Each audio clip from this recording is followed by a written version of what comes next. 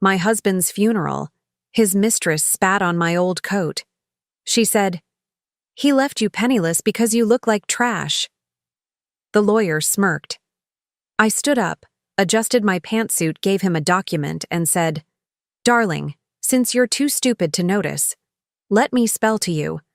I'm glad to have you here. Follow my story until the end and comment the city you're watching from, so I can see how far my story has reached." I never imagined that my husband's funeral would become the stage for my greatest humiliation.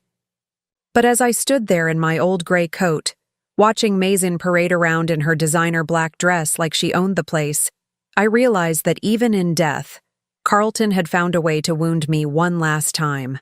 The Eternal Peace Funeral Home smelled of lilacs and disappointment. White flowers lined the walls, their sickeningly sweet fragrance mixing with the hushed whispers of mourners who had come more out of curiosity than respect. Carlton had been 60 years old when his heart gave out, and judging by the attendance, he hadn't made many genuine friends during his lifetime. I sat in the front row, my hands folded in my lap, staring at the mahogany casket that held the man I'd shared 30 years of my life with. 30 years of lies, as it turned out, but I wasn't ready to think about that yet. Not here. Not now. Look at her, sitting there like the grieving widow. I heard Mazin's voice cut through the somber atmosphere like a blade. She was standing near the back with a group of Carlton's business associates, her voice just loud enough for me to hear but quiet enough to maintain plausible deniability. I kept my eyes forward, my jaw clenched. At 64, I'd learned to pick my battles, and a funeral wasn't the place for confrontation. Or so I thought. "Honestly, I don't know how Carlton stood it all these years," Mazin continued, her voice dripping with disdain. "Living with someone so plain, so ordinary." My fingers tightened around the worn leather of my purse. Inside, nestled between old receipts and a tube of lipstick, was a manila envelope that no one knew existed. Not yet. The service dragged on with the usual platitudes. The pastor, who barely knew Carlton, spoke about his devotion to family and successful business ventures. If only he knew the truth about either of those things. When it finally ended, people began to filter out slowly. Some approached me with their condolences, their words as empty as their sympathy. "He was a good man," they'd say. Or, "You must be devastated." I nodded and smiled weakly, playing the part I'd perfected over 3 decades of marriage. That's when Mazin made her move. She approached me as I was gathering my things, her heels clicking against the polished floor with predatory precision. At 40, she was everything I wasn't anymore: young, beautiful, and utterly ruthless. Her blonde hair was styled in perfect waves, her makeup flawless despite the tears she'd shed during the service. Crocodile tears, I was certain. "Joelle," she said, my name rolling off her tongue like something distasteful. "I suppose we should talk." I looked up at her, noting how her black Chanel dress probably cost more than most people made in a month. Carlton had always been generous with his girlfriends, even when he could barely afford it. "I don't believe we have anything to discuss, Mazin," I replied, my voice steady despite the tremor I felt in my chest. She laughed, a sound like breaking glass. "Oh, but we do. You see, Carlton left very specific instructions about his estate. He wanted to make sure you were taken care of." The way she emphasized those last words made my skin crawl. She reached into her designer handbag and pulled out a folded paper, waving it in front of my face like a trophy. "This is a copy of his will," she said, her smile widening. "I think you'll find it very enlightening." I didn't take the paper.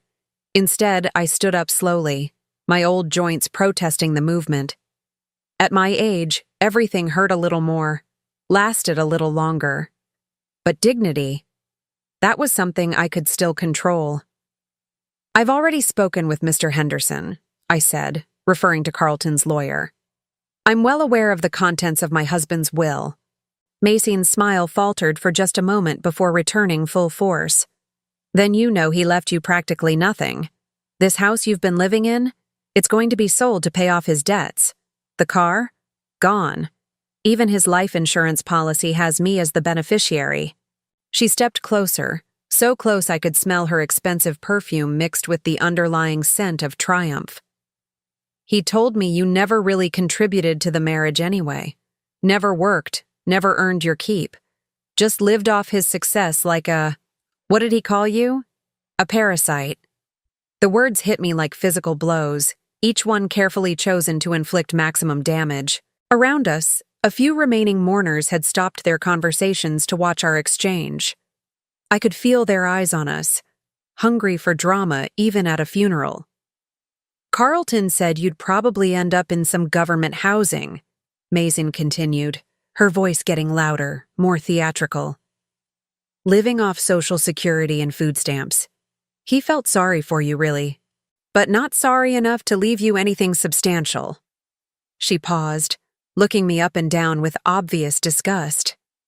I mean, just look at you. That coat has to be 20 years old. Those shoes are practically falling apart. No wonder Carlton looked elsewhere for companionship. That's when she did it. Without warning, she leaned forward and spat directly onto my coat, the saliva landing on the gray wool with a small wet sound that seemed to echo in the sudden silence. He left you penniless because you look like trash, she declared, loud enough for everyone remaining in the room to hear. At least now you can dress the part too. The funeral home fell completely silent. I could hear the soft hum of the air conditioning, the distant sound of traffic outside, my own heartbeat thundering in my ears. Several people had pulled out their phones, probably recording this humiliation for social media. Mr. Henderson, Carlton's lawyer, had been standing near the guest book. He was a thin man in his 50s with salt and pepper hair and the kind of practiced smile that lawyers perfected over years of delivering bad news. When Mazine spat on me, his smile had widened into something genuinely amused. Well, he said, walking over with his briefcase in hand, I think that covers everything we need to discuss here. Mason, we can meet tomorrow to finalize the transfer of assets. I looked down at my coat, at the wet spot that was slowly spreading across the wool. For a moment, I felt exactly as small and powerless as they wanted me to feel. 64 years old, widowed, and apparently destitute. The perfect victim for their cruelty. But then I remembered the envelope in my purse. I reached into my bag slowly, deliberately, and pulled out the manila envelope I'd been carrying. It was thick, heavy with documents that Mason and Mr. Henderson couldn't possibly imagine existed. Before you start celebrating, I said, my voice calm and clear, there's something you both need to see. I walked over to Mr. Henderson and placed the envelope directly into his hands. His smug expression faltered as he felt the weight of it. Open it, I said simply. He glanced at Mason, who was watching with growing unease, then broke the seal on the envelope. As he pulled out the documents inside, his face went through a series of expressions, confusion, then surprise, then something that looked remarkably like fear. This can't be right, he stammered, his hands shaking slightly as he shuffled through the papers. What is it? Mason demanded, snatching some of the documents from his hands. Her perfectly manicured fingers trembled as she read, her face growing paler with each passing second. I straightened my shoulders and adjusted my coat, wiping away the spit with a tissue from my purse. The wet spot was still there, but somehow it didn't seem to matter anymore. Darling, I said to Mazine, my voice carrying a tone I hadn't used in years, one of absolute authority. Since you're too stupid to notice, let me spell it out for you. I paused, looking around at the remaining mourners who were hanging on every word. This funeral isn't the end of Carlton's story. It's just the beginning of mine. Mazine's mouth opened and closed like a fish out of water, the documents falling from her nerveless fingers to scatter across the funeral home floor. Mr. Henderson looked like he might faint, but I simply picked up my purse, nodded politely to the few people still watching, and walked toward the exit with my head held high. The real show was just about to begin. The drive home from the funeral gave me time to think. something I'd been avoiding for the past week since Carlton's death. My hands gripped the steering wheel of my old Honda Civic, a car that Mason would probably sneer at, as memories flooded back like a dam bursting open. It was 18 years ago when I first discovered Carlton's infidelity. Not with Mason, she came much later, but with his secretary, a young woman named Rebecca who wore too much perfume and laughed too loudly at his jokes. I remember that day so clearly. It was a Tuesday in October, and I'd gone to his office to surprise him with lunch. I'd spent the morning making his favorite sandwich, even buying that expensive mustard he liked. I was 46 then, still foolishly believing that small gestures could save a marriage that was already dying. When I walked into his office without knocking, I found them together. Not in the dramatic way you see in movies, but in a way that was somehow worse, intimate and casual, her hand on his shoulder as they looked at something on his computer screen, both of them laughing at some private joke. The way Carlton's face changed when he saw me told me everything I needed to know. The guilt was written across his features like a neon sign, followed quickly by irritation that I'd caught him. "Joelle," he'd said, his voice tight. "What are you doing here?" Not, "What a nice surprise," or "How thoughtful of you." Just annoyance that I'd interrupted his fun. Rebecca had the decency to look embarrassed, quickly gathering her papers and scurrying out of the office. But Carlton just sat there, staring at me with the kind of cold calculation I'd later learn to recognize as his default expression when he was figuring out how to spin a situation to his advantage. "It's not what you think," he'd said, the oldest lie in the book. But I knew what I'd seen. More importantly, I knew what I'd been feeling for months, the distance, the late nights, the way he looked through me rather than at me.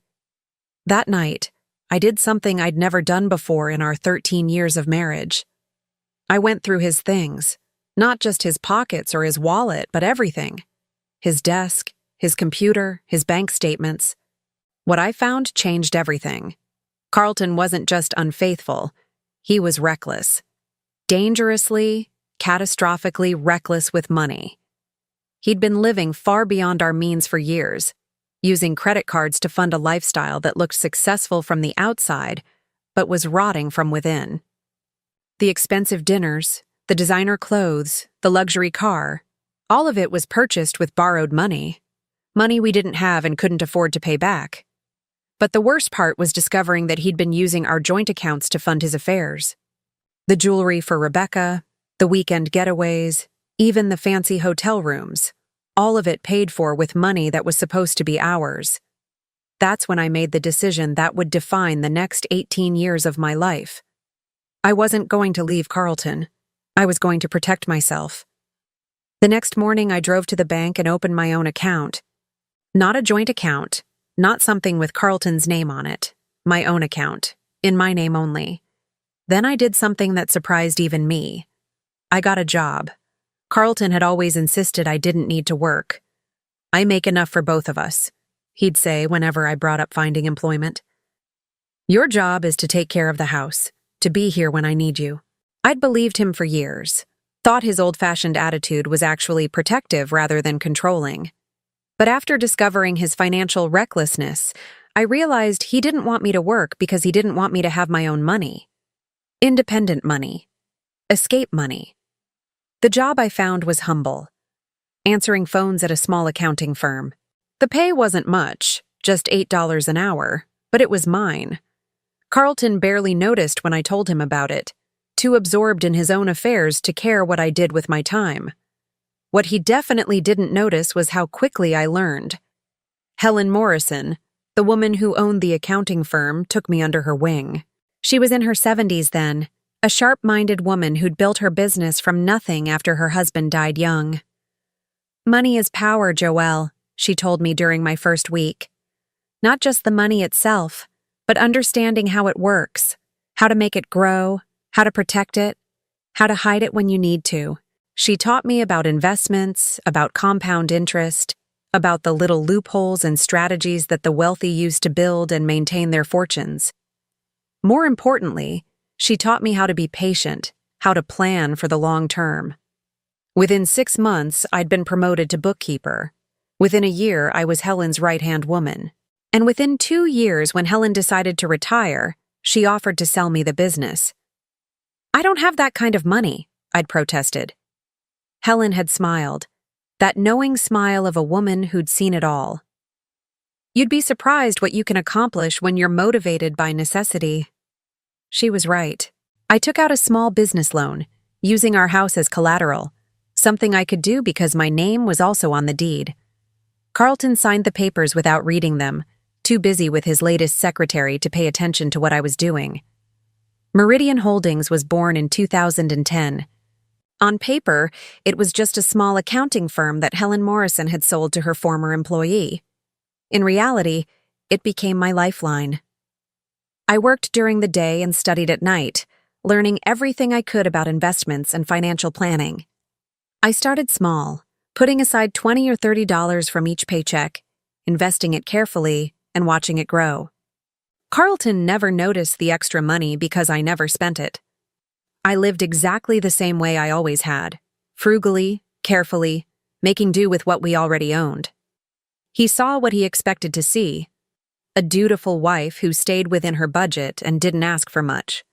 What he didn't see was that I was building my own fortune, one small investment at a time. The business grew slowly at first, then faster as word spread about my discretion and competence. Wealthy clients, particularly women in situations similar to mine, began seeking out my services. Women who needed to hide assets from controlling husbands, who wanted to protect their inheritances, who were planning for divorces they couldn't yet file. I became their secret keeper, their financial guardian angel. And in return, they taught me tricks I never would have learned in any textbook. By 2015, when Carlton met Mason, Meridian Holdings was managing just over $800,000 in assets. Money that existed in accounts Carlton didn't know about, invested in funds he'd never heard of, growing at rates that would have shocked him. But I kept living like the poor wife of a struggling businessman. I shopped at thrift stores, clipped coupons, drove my old car until it barely ran. Carlton saw exactly what I wanted him to see. A woman who was completely dependent on him, who couldn't possibly survive without his financial support. Mason's arrival should have devastated me, but by then I was beyond caring about Carlton's infidelities. I watched their relationship unfold with the detached interest of someone observing a car accident in slow motion. Carlton, now 60 years old, desperately trying to prove he was still virile and desirable. Mason, 32 and hungry, seeing dollar signs in his stories about business success. Neither of them realized that the money Carlton was spending on their relationship, the expensive dinners, the weekend trips, the jewelry, was coming from credit cards that were maxed to their limits. Carlton had been living on borrowed money for so long that he'd forgotten what actual wealth looked like. The gambling started sometime around 2020. Online poker at first, then sports betting, then day trading with money he didn't have. I watched our joint account balance plummet while Carlton chased bigger and bigger wins to cover his mounting losses. That's when I made my final decision. I quietly transferred all of my legitimate assets out of any account that had Carlton's name on it. The house, which had been paid off years ago with money from Meridian Holdings, was quietly restructured so that I owned 60% and Carlton owned 40%. A change he never noticed because I handled all the paperwork.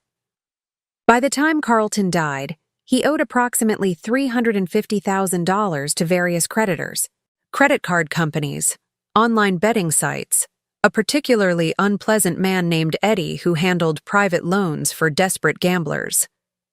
The house that Mazine thought she was inheriting? It was mortgaged to the hilt to cover Carlton's debts, the life insurance policy that named her as beneficiary. It had been cashed out months ago to pay Eddie, who'd been making increasingly specific threats about Carlton's kneecaps. The successful business that Carlton had bragged about to impress Mazine? It hadn't turned a profit in 3 years, but none of them knew any of this. Not Mazine, not Mr. Henderson, not even Carlton himself, who'd been so deep in denial that he actually believed his own lies about their financial situation.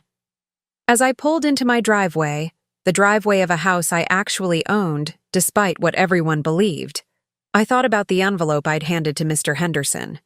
Inside were copies of documents that would shatter every assumption they'd made about me, about Carlton, about the inheritance they thought was coming. Tomorrow, when Macy showed up at the lawyer's office expecting to claim her prize, she was going to get the shock of her life. I sat in my car for a moment longer, looking at the modest two-story house that had been my prison for so many years. Tomorrow, everything would change. Tomorrow, I could finally stop pretending to be the helpless widow who needed rescuing. Tomorrow, Macy would learn that you should never underestimate a woman who's had 18 years to plan her revenge. But tonight, I allowed myself a small smile as I walked to my front door, keys jingling in the quiet evening air. The game was just beginning, and for the first time in 30 years, I was the one holding all the cards.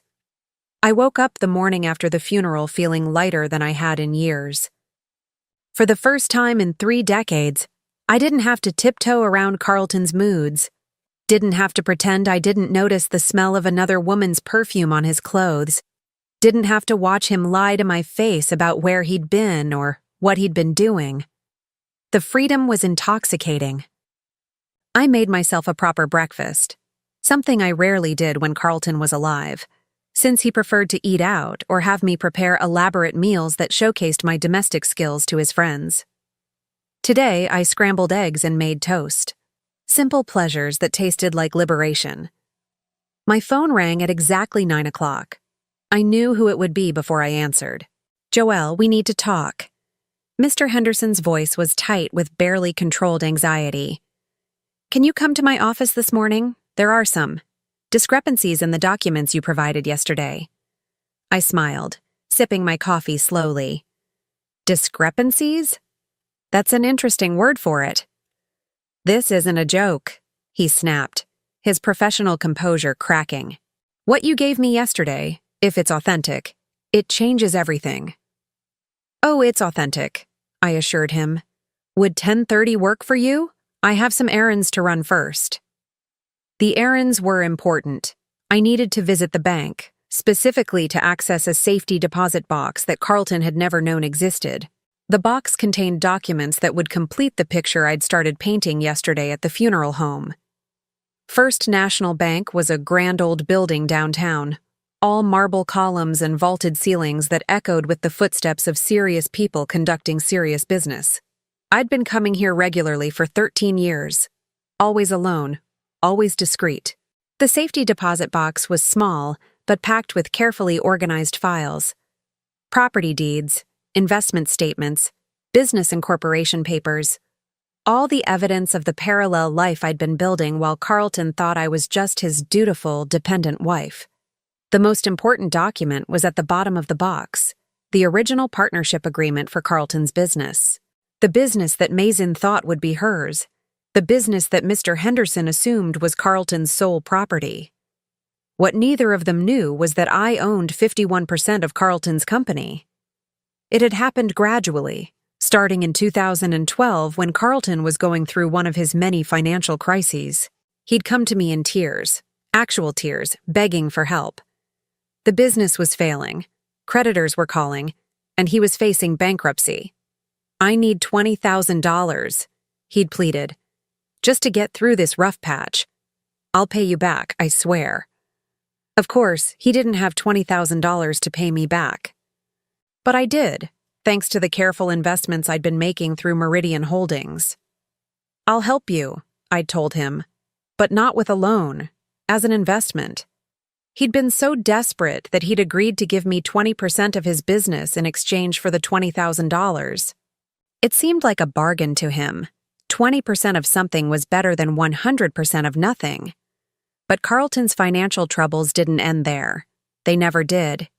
Every few months, there was another crisis, another emergency that required my intervention. And each time I negotiated for a larger share of the business. By 2018, I owned controlling interest in the company that bore Carlton's name. He'd signed the papers without reading them, too focused on solving his immediate problems to think about the long-term consequences. The beautiful irony was that Carlton's business only stayed afloat because of my money. The contracts he bragged about, the clients he claimed to have impressed, all of it was funded by investments from Meridian Holdings. Without me, his company would have collapsed years ago. But Mason didn't know any of this. Neither did Mr. Henderson. They saw what Carlton had wanted them to see: a successful businessman with a mousy wife who didn't contribute anything of value to their lifestyle. I locked the safety deposit box and headed to Henderson's office, the documents tucked safely in my briefcase. It was time for the second act of this little drama. Henderson's law office was exactly what you'd expect from a man who specialized in helping wealthy clients hide their assets and manipulate their families. Dark wood paneling, leather-bound books that were never opened, and an overwhelming smell of furniture polish and ambition. Mason was already there when I arrived, pacing back and forth in front of Henderson's desk like a caged animal. She'd dressed for the occasion in a sharp business suit that probably cost more than most people made in a month. Her blonde hair pulled back in a severe bun that emphasized her angular cheekbones. "Finally," she said when I walked in. "Maybe now you can explain what kind of game you think you're playing." I set my briefcase down carefully and took a seat in one of Henderson's client chairs. They were expensive leather, the kind that was supposed to intimidate people into accepting whatever deal was being offered. "I'm not playing any games, Mason. I'm simply ensuring that everyone understands the actual facts about Carlton's estate." Henderson cleared his throat nervously. He was sweating despite the air conditioning, small beads of perspiration dotting his forehead. "Joelle, the documents you provided yesterday, they suggest that Carlton wasn't the sole owner of several key assets." "Suggest?" I opened my briefcase and pulled out a thick folder. "There's no suggestion about it, Mr. Henderson. These are legal documents, all properly notarized and filed with the appropriate authorities." I spread the papers across his desk methodically, each one a nail in the coffin of their assumptions. Property deeds showing my name as primary owner. Business incorporation papers listing me as majority shareholder. Investment accounts that existed entirely separate from anything Carlton had access to. Mason snatched up one of the documents, her manicured nails clicking against the paper as she scanned it frantically. "This has to be fake. Carlton owned that business. He built it from nothing." "Actually," I said calmly, "Carlton built it from my money. Approximately $460,000 of my money, to be precise. Money that I invested in exchange for ownership shares." I pulled out another document, this one showing the payment history for Carlton's business loans. Every major contract your boyfriend landed was funded by capital from Meridian Holdings. Every expansion, every new hire, every piece of equipment, all of it paid for with money from my company. Henderson was reading through the papers with growing horror. As Carlton's lawyer, he should have known about these arrangements, should have been aware that his client didn't actually own what he claimed to own. But Carlton had been lying to everyone, including his own attorney. "The house," Mason said desperately, grabbing another document. "He left me the house in his will. I saw it myself." "Yes," I agreed. "He left you his 40% share of the house. Unfortunately for you, I own the other 60%. And as the majority owner, I have certain rights regarding what happens to the property." The color drained from Mason's face as the implications sank in. "You can't just kick me out. I have legal rights as a beneficiary." "Actually, you don't." I turned to Henderson, who was looking more nauseated by the minute. "Perhaps you'd like to explain to Miss Mason what happens when someone inherits a minority share in a property they can't afford to maintain." Henderson loosened his tie, clearly wishing he was anywhere else. If Mrs. Joelle owns the majority share, and if the property taxes and maintenance costs exceed what the minority owner can afford, then the property can be sold to satisfy the debts," I finished for him, which brings us to another interesting point. I pulled out a thick stack of bills and legal notices that I'd been collecting for months. Carlton owed approximately $350,000 to various creditors at the time of his death. Credit cards, gambling debts, personal loans from some rather unsavory characters. Mason's eyes widened as she recognized some of the names on the collection notices. But Carlton said the business was doing well. He said we were rich. Carlton said a lot of things that weren't true, I replied. The reality is that he's been living on borrowed money for years. The expensive dinners, the weekend trips, the jewelry he bought you. All of it was paid for with credit cards that are now maxed out. I stood up and walked to the window, looking down at the street below where normal people were going about their normal lives. The life insurance policy that names you as beneficiary? Carlton cashed it out 6 months ago to pay off a particularly persistent loan shark named Eddie who was threatening to break his legs. No, Mason whispered, sinking into a chair. That's not possible. Carlton showed me bank statements. He showed me proof that we had money. Forged statements, I said matter-of-factly. Carlton was very good at creating the illusion of wealth. He had to be, since he was living so far beyond his actual means. Henderson was frantically shuffling through papers, trying to find something that would contradict what I was telling them, but the documentation was ironclad. I'd spent years making sure of that. So, what does this mean? Mason asked, her voice small and defeated. I turned back to face her, and for a moment I almost felt sorry for her. Almost. It means that instead of inheriting a fortune, you're inheriting debt. Substantial debt. The kind of debt that follows you around and ruins your credit rating.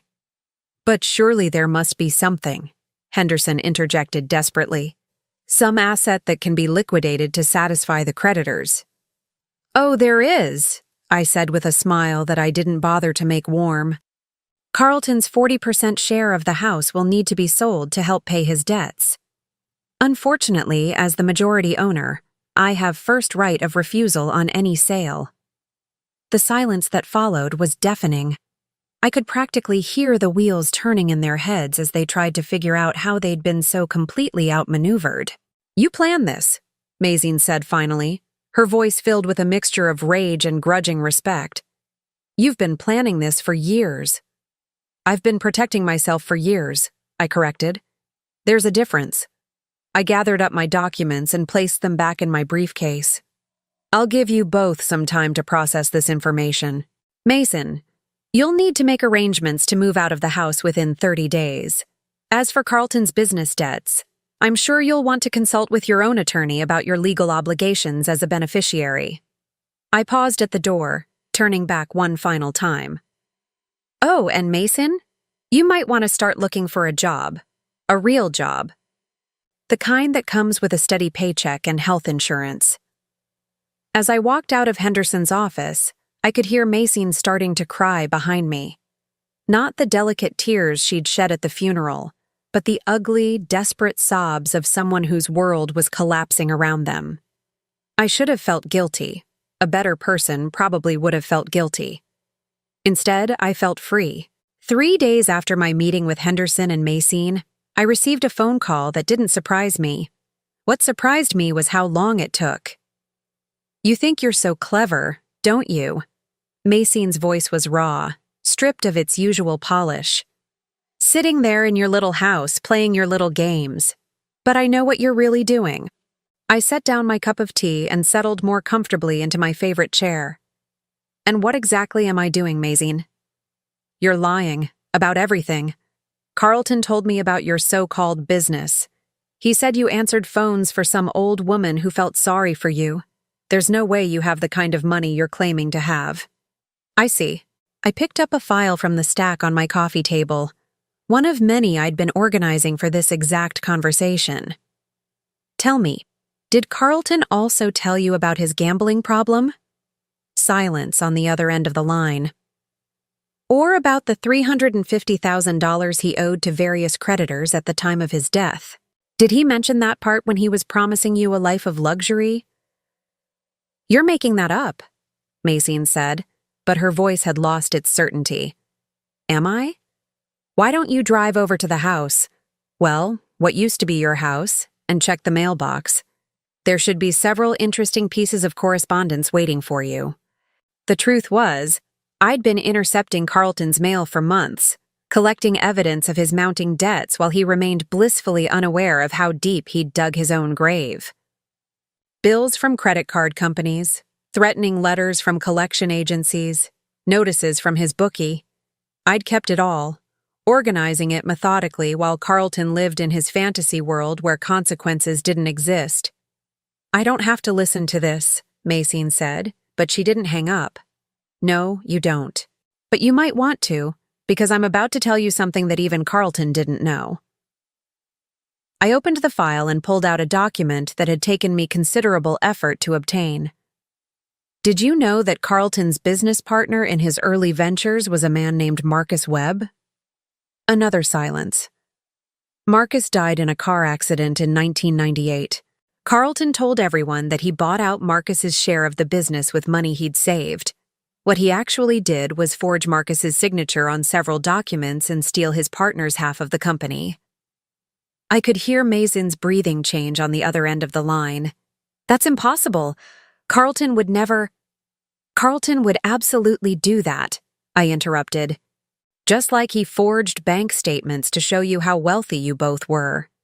Just like he took out loans in my name without my knowledge. Just like he spent money that didn't exist on a lifestyle he couldn't afford." The Marcus Webb situation had been Carlton's original sin, the one that set him on a path of increasingly desperate lies and schemes. I'd discovered it purely by accident 5 years ago when I was researching the history of Carlton's business for tax purposes. Marcus Webb's widow was still alive, living in a nursing home in Portland, completely unaware that her husband's business partner had systematically stolen everything that should have been her inheritance. I'd debated whether to tell her, ultimately deciding that some injustices were too old and too painful to resurrect. But I'd kept the evidence, just in case I ever needed it. "Why are you telling me this?" Mazine asked finally.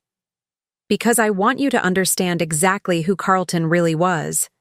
Not the successful businessman he pretended to be, not the loving partner he played in public, but the desperate, lying, stealing man who destroyed everything he touched." I stood up and walked to the window, looking out at the garden I'd been cultivating for years. Carlton had always mocked my interest in gardening, calling it a waste of time and money. But gardens required patience, planning, and careful tending, qualities that had served me well in other areas of my life. "The apartment you've been living in," I continued, "the one Carlton said he bought for you, he didn't buy it. I did." This wasn't entirely true, but it was close enough. Carlton had used money from our joint account to pay the deposit and first few months' rent on Mason's apartment.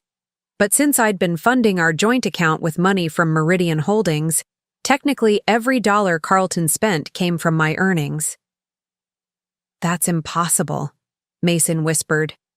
"The lease is in Carlton's name, but the payments all came from accounts that I controlled.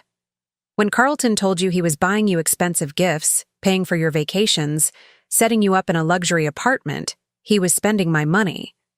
Money I earned through my business. Money I'd been carefully investing while he was busy playing the big shot." I pulled out another document, this one showing the payment history for Mason's rent. Every month for the past 8 years, the money had been automatically transferred from an account linked to Meridian Holdings.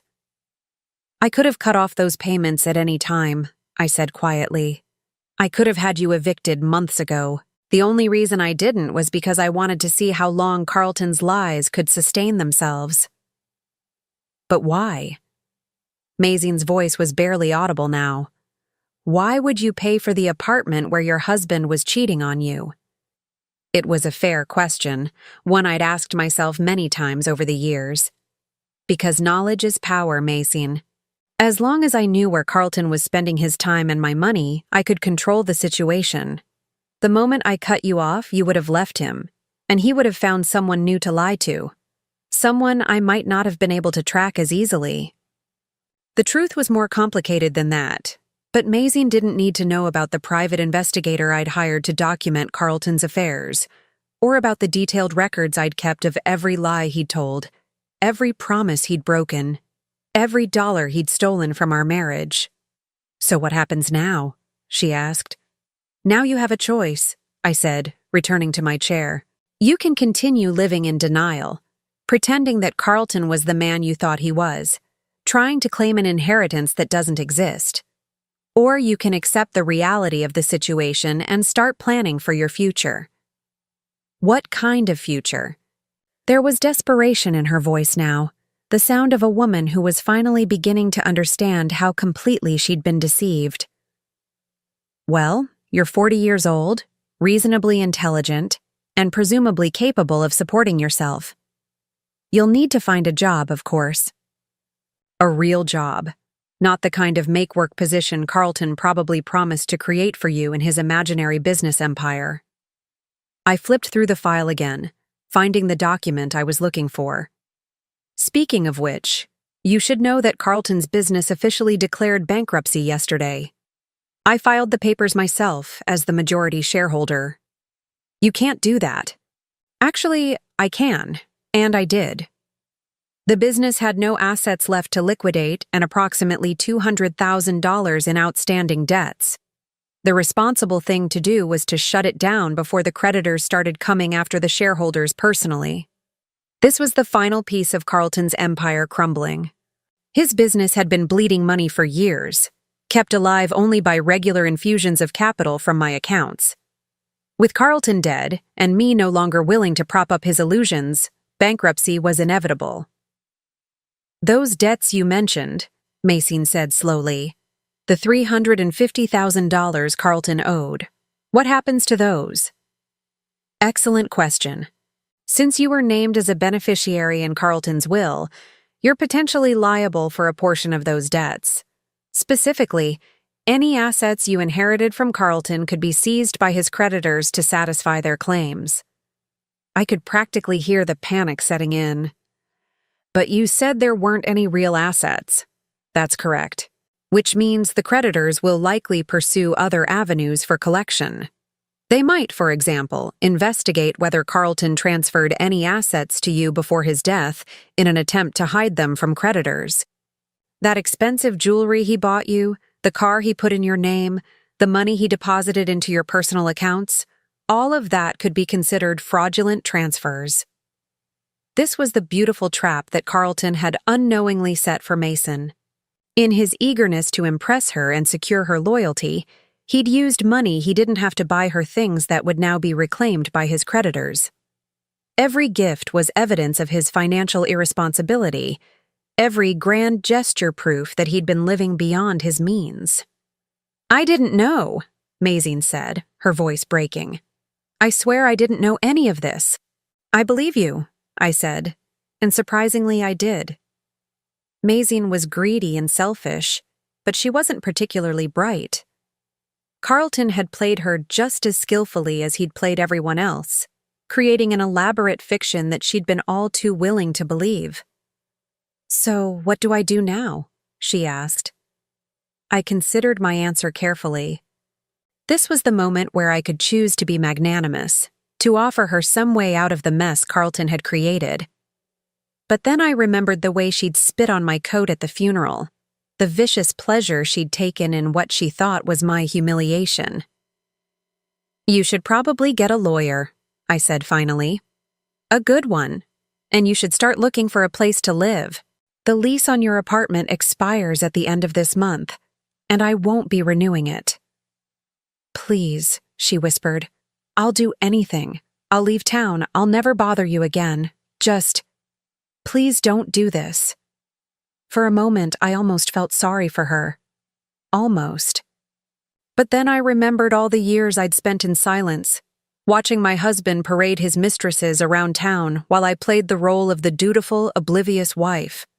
All the times I'd bitten my tongue while Carlton belittled me in front of his friends. All the nights I'd lain awake wondering if I'd ever be free of the prison my marriage had become. "I'm not doing anything to you, Mason," I said quietly. "Carlton did this. Every choice he made, every lie he told, every dollar he stole. That was all Carlton. I'm simply declining to continue cleaning up his messes." I hung up before she could respond. Outside my window, the garden was thriving in the late afternoon sunlight.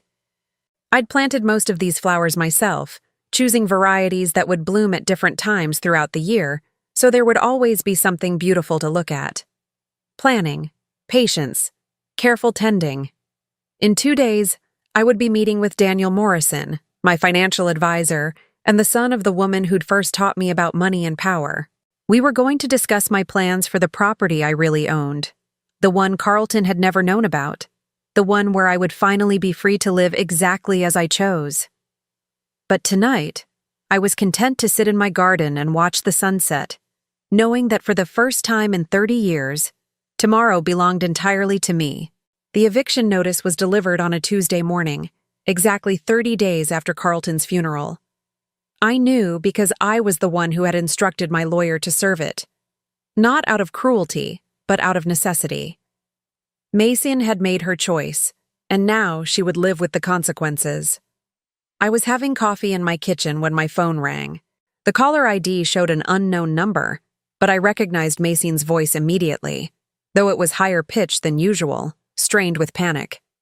"They're throwing me out!" she screamed into the phone. "The landlord says the lease is terminated and I have 24 hours to vacate the premises. You can't do this to me." I set down my coffee cup carefully. Actually, I can. The lease was month to month, and as the actual tenant of record, I have the right to terminate it with proper notice, which I gave you 30 days ago. But I have nowhere to go. That's unfortunate, but it's not my problem. I walked to my kitchen window and looked out at the bird feeder I'd hung there years ago. A cardinal was perched on it, bright red against the gray morning sky. Beautiful things could exist even in the darkest times if you knew where to look for them. "You're a monster," Mason said, her voice breaking. "A heartless, vindictive monster." "No, Mason. I'm a woman who finally stopped paying for her husband's lies." I paused, considering whether to tell her the rest of it. In the end, I decided she deserved to know exactly how complete her downfall was going to be. "There's something else you should know," I said. "The collection agencies have been asking questions about you, specifically about the jewelry Carlton bought you and the car that's registered in your name." The silence on the other end was deafening.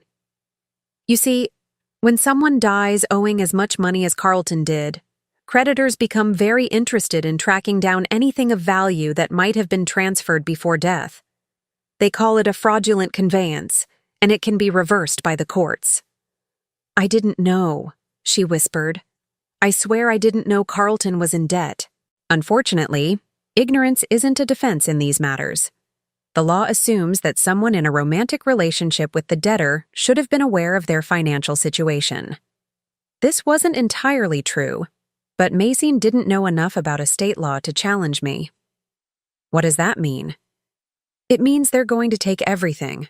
The Mercedes Carlton put in your name, they'll repossess it to satisfy his car loan, which he defaulted on 6 months ago. The jewelry, they'll seize it as fraudulent transfers. Even the furniture in your apartment could be considered marital property that should have gone to pay Carlton's debts." I could hear her crying now, soft, desperate sobs that should have made me feel guilty. Instead, I felt nothing but a cold satisfaction. This was what justice looked like after 30 years of humiliation and betrayal. "There's one more thing," I said quietly. "Carlton took out several credit cards in your name over the past 2 years. I have the documentation if you'd like to see it." This was the final nail in the coffin, the piece of Carlton's deception that would destroy any chance Mason had of walking away from this mess with her financial reputation intact. He'd used her social security number and forged her signature to open accounts that were now severely delinquent. "That's identity theft," she said, a spark of hope in her voice. "I can report it to the police." "You could try," I agreed. "But you'd need to prove that you never gave Carlton permission to use your information. Given that you were living together and he was paying all your bills, that might be difficult to establish. The credit card companies would argue that you knew about the accounts and benefited from them." This was a gray area legally, but I was counting on Mason's ignorance and desperation to prevent her from challenging it effectively. Besides, I continued, filing a police report would require you to admit that Carlton was defrauding you. That would undermine any claim you might have to assets from his estate. You can't simultaneously argue that you're entitled to inherit from him and that he was victimizing you. The trap was beautiful in its simplicity. Every move Carlton had made to impress Maxine, every gift he'd given her, every bill he'd paid on her behalf, had created evidence that could now be used against her. She was caught between acknowledging that she'd been defrauded, which would eliminate her inheritance claims, or maintaining that she'd been Carlton's legitimate partner, which would make her liable for his debts. Please, she begged, there has to be something, some way to work this out. I considered this for a long moment. In truth, I did have the power to help her. I could pay off Carlton's debts easily, could provide Maxine with enough money to start over somewhere else. But doing so would require me to care about her welfare, and I'd used up all my compassion during 30 years of marriage to a man who'd never deserved it. Actually, there might be one option, I said finally. What? I'll do anything. Carlton had a life insurance policy through his business. A small one, only $25,000, but it wasn't part of the estate because the premiums were paid by the company. This was true, though I was leaving out several important details. The beneficiary was listed as his spouse, which would be me, but I could potentially assign those benefits to someone else if I chose to. You would do that? Hope flooded her voice. For a price. The silence stretched between us, and I could practically hear her weighing her options. $25,000 wasn't much, but it was better than nothing. It might be enough for her to leave town, start over somewhere else, build a new life away from the wreckage of her relationship with Carlton. What kind of price? I want you to sign a document admitting that Carlton lied to you about his financial situation, that he promised you things he couldn't deliver, used money he didn't have to maintain your relationship, and left you with nothing but debts and false promises. Why? Because I want it on record. Want it? I want there to be no doubt about who Carlton really was and what kind of man I was married to for 30 years. This wasn't about the money, and we both knew it. This was about truth, about finally having someone else acknowledge the reality that I'd been living with for so long. For 3 decades, I'd been the only one who knew what Carlton was really like behind closed doors. Everyone else saw the charming businessman, the successful entrepreneur, the devoted partner. Only I knew about the lies, the debts, the endless schemes that always seemed to collapse just when he needed them most. If I sign this document, Maxine said slowly, you'll give me the insurance money? I'll give you $15,000, I corrected. The other $10,000 will go to pay the administrative costs of settling Carlton's estate. Another lie, but a small one. The truth was that I wanted to keep some of the money as a reminder of this conversation, of the moment when Carlton's final victim finally admitted that she'd been deceived. $15,000 isn't very much. No, I agreed. But it's more than Carlton left you, and it's certainly more than you deserve. The words hung in the air between us, harsh but honest. Mason had participated in the destruction of my marriage, had taken pleasure in what she thought was my humiliation, had spit on me at my husband's funeral. $15,000 wasn't compensation for her suffering. It was charity, and we both knew it. I need time to think about it. You have until 5 o'clock today. After that, the offer expires and you'll have to deal with Carlton's creditors on your own. I hung up before she could respond. The rest of the day passed quietly. I spent the morning organizing the files I'd accumulated over the years, all the evidence of Carlton's deceptions and financial irresponsibility. Some of it would go to my lawyer, some to the IRS, and some would simply be destroyed. I no longer needed to keep secrets about a dead man's failures. At 3:30, my doorbell rang. Through the peephole, I could see Maxine standing on my front porch. She looked smaller somehow, diminished.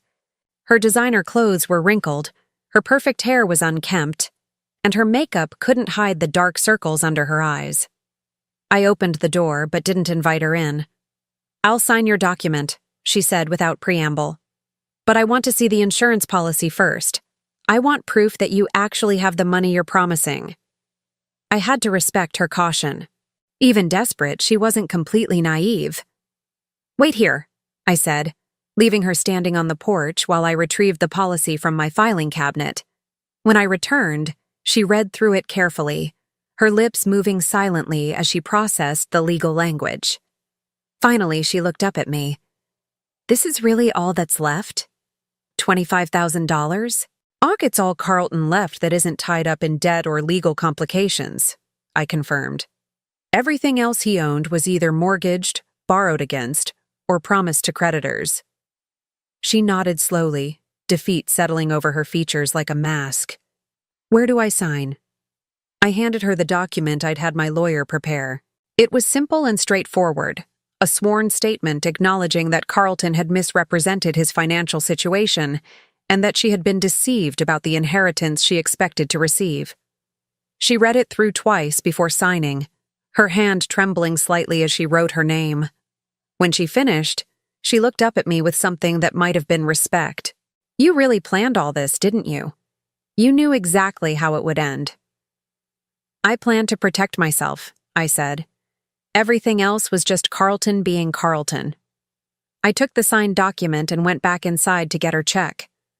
$15,000, drawn on the account that contained what remained of Carlton's life insurance payout. "What will you do now?" I asked as I handed her the check. She stared at the numbers for a long moment before folding it carefully and putting it in her purse. "Leave town, I guess. Start over somewhere else. Try to forget this ever happened." "That's probably wise." She started to walk away, then turned back. "Can I ask you something?" I waited. "Did you ever love him? Carlton, I mean. Even a little bit?" The question caught me off guard. I'd been expecting anger, recriminations, perhaps even threats. I hadn't expected her to ask about love.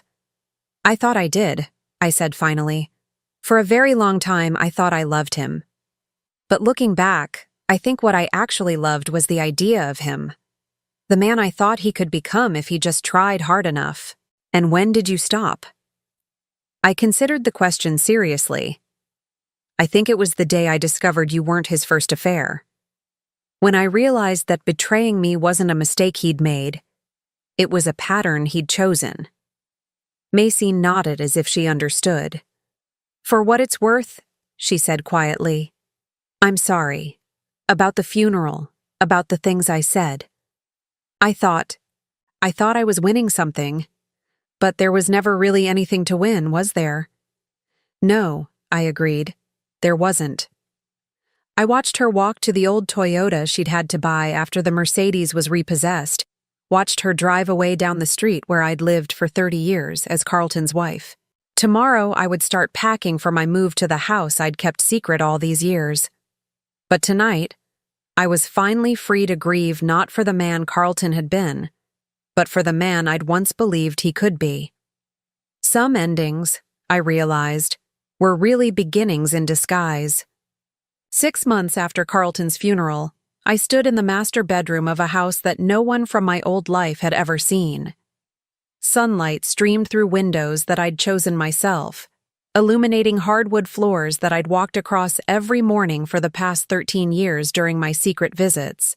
This was my real home, the one I'd bought piece by piece with money from Meridian Holdings, the sanctuary I'd been preparing for the day when I would finally be free to live as myself rather than as Carlton's wife. The house sat on 3 acres of carefully landscaped property 30 miles outside the city, far enough away to ensure privacy, but close enough that I could still manage my business. It was nothing ostentatious, a comfortable 2-story colonial with a wraparound porch and a garden that I'd been cultivating for over a decade. But it was mine, completely and utterly mine, in a way that the house I'd shared with Carlton had never been. I'd bought it gradually, starting with the land in 2011 and adding improvements year by year. The official owner of record was Meridian Holdings, which meant that Carlton had never known it existed. To him, It was just another business investment that his financially naive wife didn't understand. The irony was exquisite. While Carlton was spending our joint account money on his affairs and his gambling, I was using my own earnings to build the life I would lead after he was gone. Every dollar he wasted was a dollar I didn't have to spend on his deceptions. Moving in had been surprisingly simple. Most of my important belongings had already been here for years, stored in the rooms Carlton never knew existed. My books, my mother's jewelry, the photographs that meant something to me, all of it had been waiting patiently for the day when I could live openly in my own space. The house Carlton thought I would be forced to sell was now occupied by a nice young couple with 2 small children. I'd sold it to them for exactly what I'd paid for it 25 years ago, ignoring my realtor's protests that I could get much more in the current market. Money isn't everything, I'd told him, and meant it. The truth was, I wanted that house to be filled with happiness for once. I wanted children's laughter to echo through rooms that had been silent for too long. Wanted love to flourish in spaces that had been poisoned by Carlton's lies. Selling it below market value was my gift to the family who would make it a real home. This morning, I was expecting a visitor. Margaret Chen had been my friend for 15 years, one of the few people who'd seen through Carlton's facade and understood what my marriage had really been like. She was also one of the handful of people who'd known about this house and my plans for it. Margaret arrived at 10 o'clock sharp, carrying a bottle of champagne and a genuine smile. At 72, she was still elegant and sharp-minded, the kind of woman who'd built her own successful career in real estate while managing to stay happily married to the same man for 50 years. "So this is where you've been hiding," she said, looking around the sun-filled living room with obvious approval. "It's beautiful, Joelle. Absolutely beautiful." We settled into comfortable chairs by the window, looking out over the garden where daffodils were just beginning to bloom. Margaret had helped me plan some of these flower beds, offering advice during my weekend visits when I was supposed to be running errands for Carlton. "How does it feel?" she asked, pouring champagne into the crystal glasses I'd set out. "Quiet," I said, and she understood immediately. For 30 years, I'd lived with the constant low-level stress of managing Carlton's moods, his lies, his financial crises. Even when he wasn't actively creating drama, there had always been the anxiety of waiting for the next explosion. Now, for the first time since I was 34 years old, my days belonged entirely to me. "Have you heard anything about Mason?" Margaret asked. "She left town about 3 months ago. Someone told me she's working as a receptionist in Tucson now, living in a studio apartment, driving a car that's older than she is." Margaret raised an eyebrow. "Do you feel sorry for her?" I considered the question seriously. I feel sorry for the woman she could have been if she'd never met Carlton. But the woman she chose to become? No.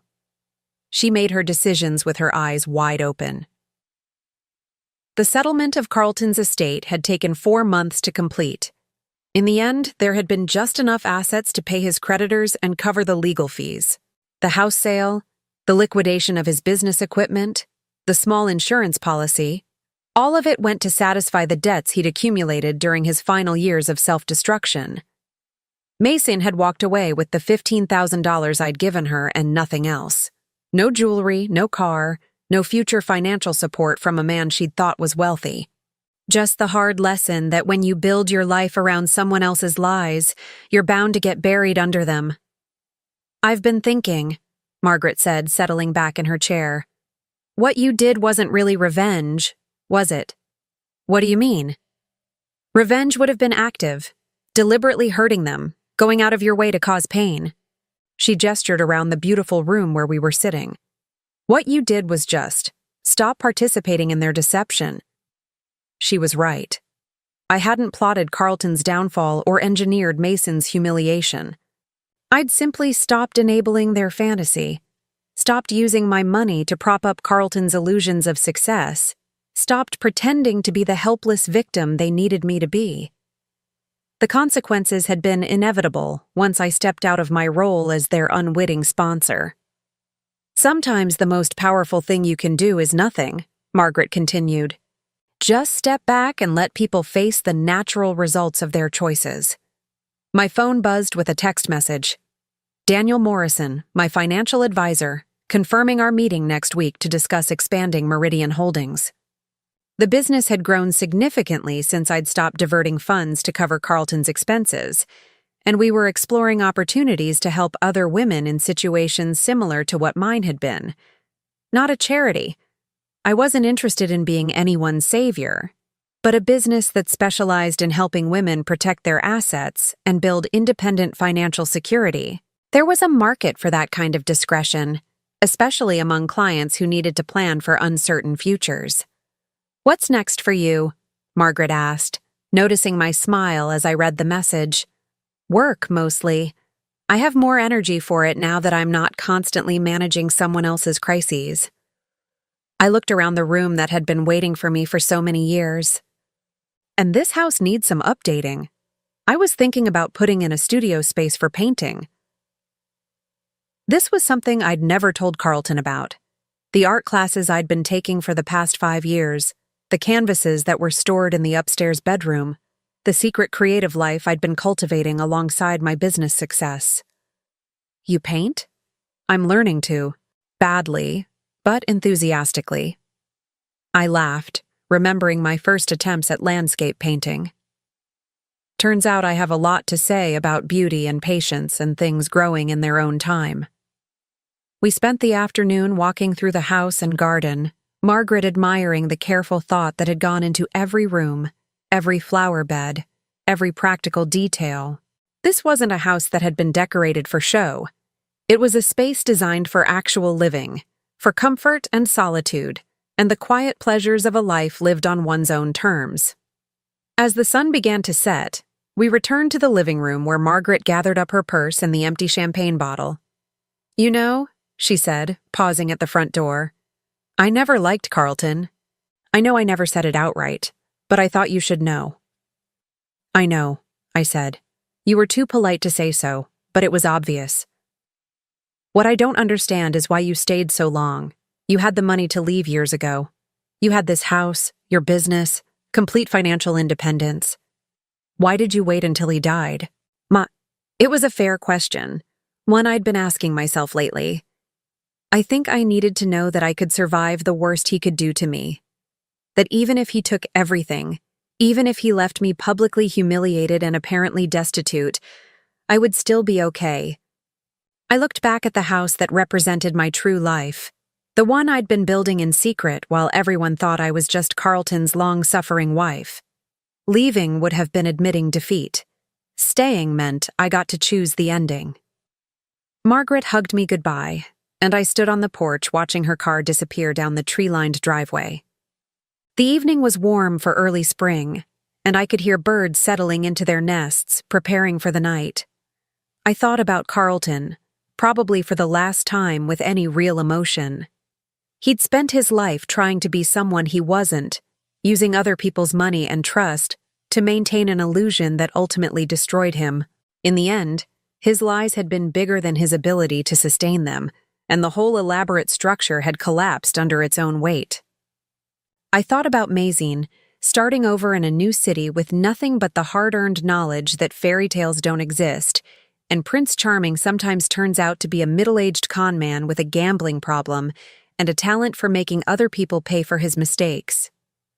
And I thought about myself, 64 years old and finally free to live without lies, without pretense, without the exhausting effort of propping up someone else's ego while diminishing my own. The garden stretched out before me in the gathering twilight, full of plants I'd chosen and nurtured and watched grow year after year. Tomorrow, I would start painting again, working on the landscape series I'd been planning for months. Next week, I would meet with Daniel about expanding my business into new markets. Next month, I would take the European vacation I'd been postponing for 15 years. But tonight, I was content to sit on my own porch, in my own house, surrounded by my own choices and the profound peace that comes from finally living as yourself. Some victories are loud and dramatic, celebrated with crowds and champagne toasts. Others are quiet and private, marked only by the absence of things that once caused pain. As I sat there in the growing darkness, listening to the night sounds of a place that was finally and completely home, I realized that quiet victories might be the sweetest ones of all. The soft evening breeze carried the scent of jasmine from the garden I'd planted with my own hands, in the soil of the life I'd built for myself, in the sanctuary where Carlton's lies could never reach me again. I was 64 years old, and I was just beginning. Now I'm curious about you who listened to my story. What would you do if you were in my place? Have you ever been through something similar? Comment below, and meanwhile, I'm leaving on the final screen 2 other stories that are channel favorites, and they will definitely surprise you. Thank you for watching until here.